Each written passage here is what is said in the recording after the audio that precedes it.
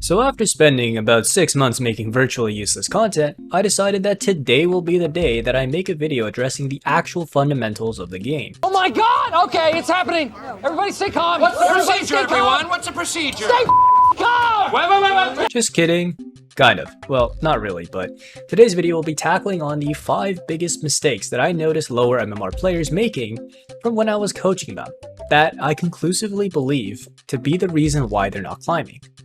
Apart from sucking at the core fundamentals of the game itself, such as the level 2 advantage, trading, wave management, just to name a few, the way they fundamentally viewed the game was somehow inherently more flawed. And after having coached over 400 players at proguides.com/coach/LeCoach, all the untalented players exhibited the exact same traits. That, in tandem with the observations obtained from my research of lower MMR players, through playing alongside them, I can confidently say that if you do any of these mistakes, or all of them, your LCS dreams are likely never coming true. Okay, so starting with number 1, caring about LP/rank more than improving. So some players were just so blindsided by the LP that they gain or lost that they used it as a metric to gauge their improvement. At the end of the day, it doesn't matter how much LP you gain or lost or what rank you finished at. Improving will guarantee that you win more games. Winning games does not guarantee that you're improving. After all, you can play really well and lose, but at the same time play really poorly and get carried. So developing a growth-oriented mindset over results-focused will ironically achieve better results.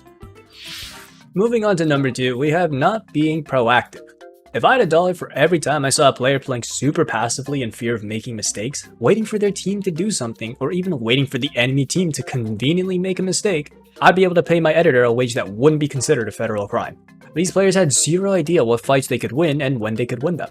Seriously, a solid 95% of players I watched, when asked, "What is your game plan right now?" answered, "I don't know," and then just waited for the perfect opportunity to arise. How the fuck are you even supposed to climb like that? This is how you end up with 1,000 games hard stuck silver. The remaining 5% actually came up with something.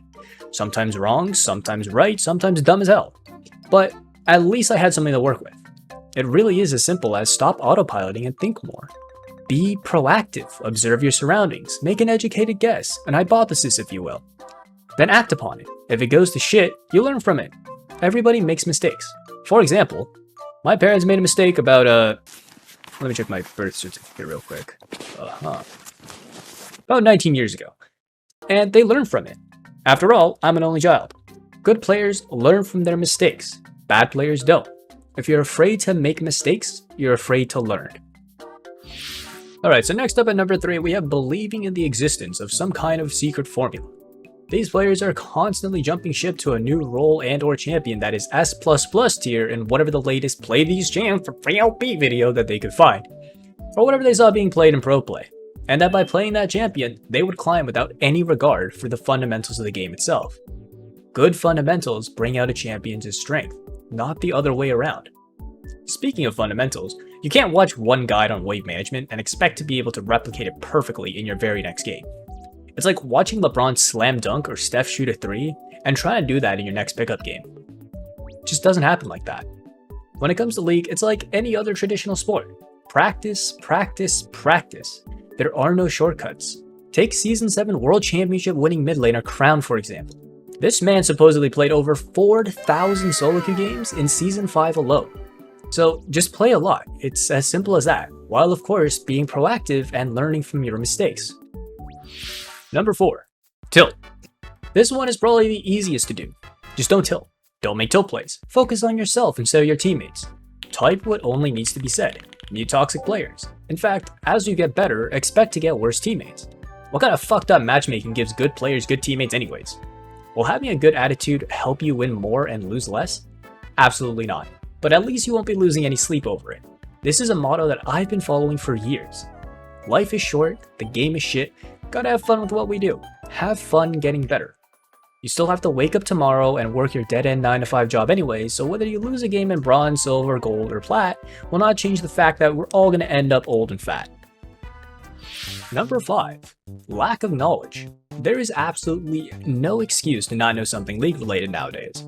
Look at the sheer number of educational content that exists out there. Anything you could ever want to know is available through a quick Google search, Mobile Fire guide, Reddit threads such as r/Summoner School, and even LeCoach's content.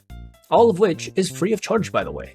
What irks me isn't that a player doesn't know something, it's that they're okay with not knowing it. Bro, in that time you took to tell me that you don't know something, I could have Googled it or watched a video on it by now. Additionally, misinformation is also a pretty big problem, where players confidently believe in really stupid things. For example, that mastery points bear any importance at all, thinking they need a big champion pool composed of the meta champions, or any of the aforementioned mistakes listed in the video. Just go read some books, seriously, it's good for you. Alright, so here's a bonus one. At number 5 4/7, here we got having an ego / being delusional. Alright, so congratulations if you made it this far into the video, but here we go. This has nothing to do with the people I've coached, since players with egos don't tend to, get coaching, but I will say one thing for certain. Those who say that they don't need coaching absolutely need it the most. These are players that come up with excuses, attributing their lack of success to really anything but themselves. They grew up being the one in their group of friends, or acquaintances, more so, who was good at video games and thought that League would be no different.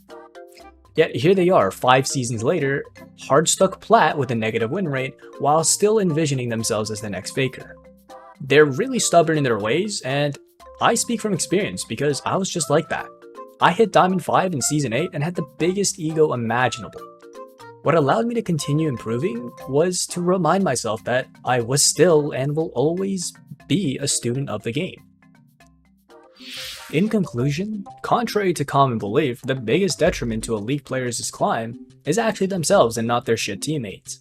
So just don't do these 5 and almost a half mistakes and you're good to go. This has been LeCoach. Thank you guys for watching. See y'all next time.